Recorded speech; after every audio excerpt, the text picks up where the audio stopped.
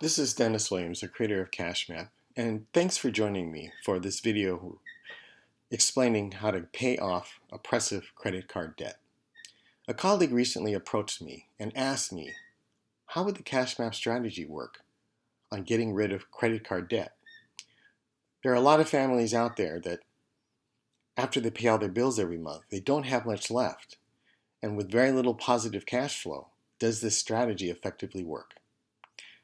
So let's take an example. We had a household that on the 1st and the 15th, they deposited $1,976. And so this is after they paid for medical and put money aside for perhaps their 401k or their RRSP if you're Canadian. They had total expenses. They had rescheduled their expenses to the 30th that totaled $3,616.87. They were putting aside $60 a month in savings, and they had a minimum credit card payment of $136.98. This would leave them just $200 after they paid all their bills, and that's before the $60 savings, so they don't have a lot of money. Unfortunately, consumers are unaware of their payment options. As I looked in to see exactly what could be done, if they had paid $60 more per month, their credit card debt would be paid off in 5 years. Based upon what they're currently paying, it's going to take them 40 years to pay off this debt. So small changes in the monthly payment have a really big impact. Shopping around can make a really big difference. And of course, credit card companies, as it relates to advising us over differences in what we pay and the impact on paying off our credit card debt, they give little to no guidance. So here's kind of a summary. At $136.98, it's going to actually take this person 45 years to pay off their debt, and they're going to pay $67,000 in interest. If they were just to pay a bit more, $60 more, they could have it paid off in 5 years and pay just $5,000 in interest. But of course, the credit card companies are here to make money, not help us make wise decisions. So using the CashMap strategy, if we got a line of credit for $6,849 at least at 10%, and I might add, you'll soon see that the interest rate really doesn't matter.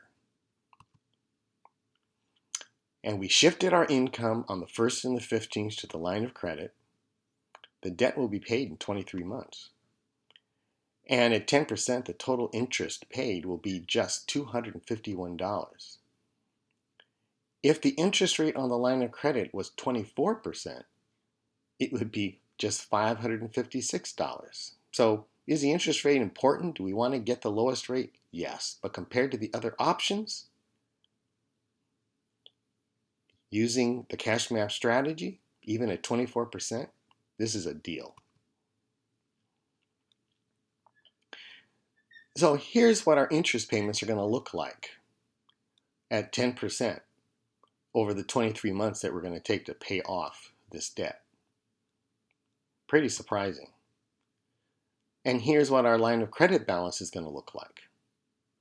Now you're going to be scratching your head and saying, why the big difference in the interest payment? Well, what is happening is that we are being billed the interest based upon the average daily balance. And the green line is showing you the average daily balance, and look how much lower it is. And that drives what our interest costs are. So let's take a quick peek at what the effect is based on the day you pay your bills. If we pay them on the 30th of the month, our total interest cost at 10% is just $251. But if I pay them all on the 1st, the interest paid jumps to $802. At 15%, if I pay on the 30th, it's $378. And if I pay it on the 1st, it's almost $1,200 in interest that I'm going to pay. And lastly, at 24%, if I pay on the 30th all my bills, it's $556. But if I pay it on the 1st, it's going to be $1,812. So the date that we schedule our paying our bills as relates to the billing cycle is important. You don't see this impact in your checking account because we get paid so little. So the question I would ask is, do we really want to make an extra donation to our financial institution? So let's just take a look at how this flows out. So here's the line of credit. We start with $68.49. We get paid on the 1st. This drops the balance to $4,872. We get paid on the 15th. It brings the balance down to $2,895, and then we pay our bills on the 30th, and our line of credit balance is now $6,572. So you can see that our positive cash flow of is actually roughly $300, because instead of paying just $136.98 to the credit card, in effect what we're doing is every time we make an income transfer over to this line of credit, we're making a payment. And so we're in effect being able to we got a positive cash flow of roughly a little over $300. So that creates an average daily balance of $3,940, and interest owed is just $32.84. Second month, the balance gets carried forward. We get paid twice. We pay our bills. The line of credit now is down to $6,262. Our average daily balance is $3,657, and the interest owed is just $30.48. The 6th month now, we've now dropped to $5,048.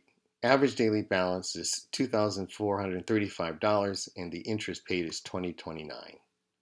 The 9th month, we are now down to $4,163. The average daily balance is a little over $1,500, and now we're just paying $12.87. By the end of the year, the line of credit balance is $3,300, average daily balance is $807, and the interest owed is $6.73. 13th month, we're now down to $3,024. Average daily balance is $718, and the interest owed is just $5.99.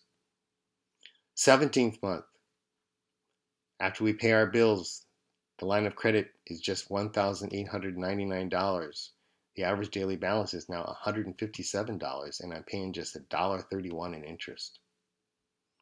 20th month, now we're down to $1,066. The average daily balance is $36, and I'm only paying 30 cents in interest.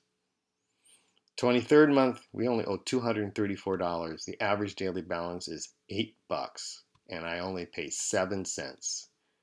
And of course, the last month, there's nothing there. It's all paid off. What a huge difference. Now, what if I couldn't get a line large enough to cover it? Well, we got a couple of other options. First, find a card with a lower rate. And frequently, they have an introductory rate, sometimes of 0. Get a smaller line of credit. Calling around a few credit unions here in Washington State, you can get a line of credit with as little as $1,000. And so you'd use that line and pay small chunks off of the credit card. And the CashMap Pro strategy allows for that. So shop around. It can make a big difference. And again, CashMap Pro provides step-by-step guidance.